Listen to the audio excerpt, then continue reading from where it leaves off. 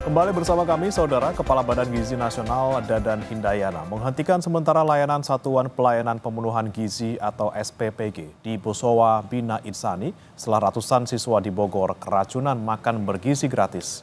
Dadan bilang BGN akan mengevaluasi kasus keracunan massal yang kini ditetapkan menjadi kejadian luar biasa. Inspeksi telah dilakukan ke SPPG Bosowa Bina Insani. Awalnya SPPG Bosowa Bina Insani adalah proyek percontohan sebagai SPPG yang dibangun di kantin sekolah. Sebab kantin SPPG Bosowa Bina Insani dinilai memiliki fasilitas yang besar dan bersih, serta memiliki layanan pengiriman yang mudah ke siswa.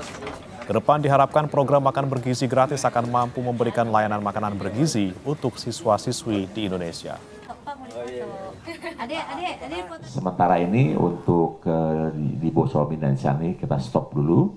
Kita akan lakukan evaluasi mendasar.